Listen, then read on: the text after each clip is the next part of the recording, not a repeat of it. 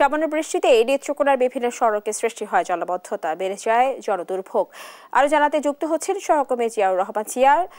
জিয়া, যেমনটি বলছিলাম, সামান্য বৃষ্টিতেই বিভিন্ন জায়গায় সৃষ্টি হয় জলাবদ্ধতা। সমস্যার সমাধানের ব্যাপারে কি বলছে সংশ্লিষ্ট কর্তৃপক্ষ? স্নেহা, আমি আপনাকে জানাতে চাই যে নেত্রকোনা জেলার 10টি উপজেলা রয়েছে।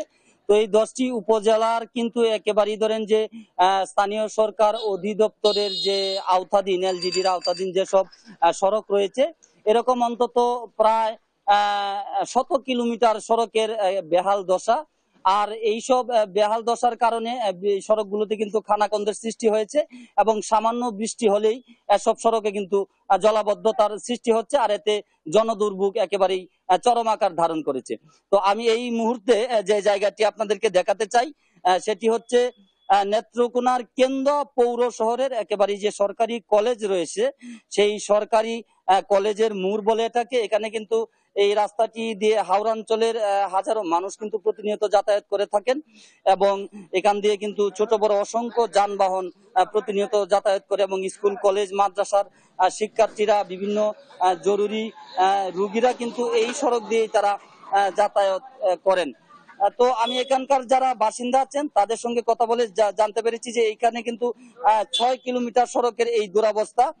পাশাপাশি জেলার মোট প্রায় 100 কিলোমিটার সড়কের কিন্তু এই দুরবস্থা রয়েছে বলে আমরা সংশ্লিষ্ট কর্তৃপক্ষের সাথে কথা বলে আমরা জানতে পেরেছি। তো সামনে বর্ষা মৌসুম আসছে, এই বর্ষা মৌসুমে কিন্তু এসব সড়কের যে বড় বড় খানা খন্দ রয়েছে, সেসব খানা কন্দে কিন্তু বৃষ্টির পানি জমে এবং সামান্য বৃষ্টি হলেই দেখা যাচ্ছে যে এই সব সড়কে কিন্তু জলাবদ্ধতার সৃষ্টি হচ্ছে। এতে এই সব সড়ক দিয়ে যারা প্রতিনিয়ত শত শত মানুষ যাতায়াত করছেন তাদের যেন দুর্ভোগের কোনো শেষ নেই। আমি কথা বলেছিলাম স্থানীয় এলজিডি, স্থানীয় সরকার প্রকৌশল অধিদপ্তরের প্রকৌশলীদের সঙ্গে। তারা আমাদেরকে জানিয়েছেন যে বরাদ্দ অনুযায়ী তারা কিন্তু সব সড়ক অগ্রাধিকার ভিত্তিতে তারা সংস্কার কাজে হাত দিবেন। তারা এইসব জরাজীর্ণ সড়ক নিয়ে তারা কিন্তু ঊর্ধ্বতন কর্তৃপক্ষের কাছে প্রস্তাবনা পাঠিয়েছেন। তো যদি বরাদ্দ আসে তাহলে কিন্তু দ্রুত সময়ের মধ্যে এসব সড়কের সংস্কার কাজ তারা শুরু করবেন এবং তখন জনদুর্ভোগ হয়তো কিছুটা লাঘব হবে। এই ছিল আমার কাছে নেত্রকোনার যে বিভিন্ন সড়কে সামান্য বৃষ্টিতেই জলাবদ্ধতার সৃষ্টি হয় তা নিয়ে সর্বশেষ চিত্র। স্নেহা।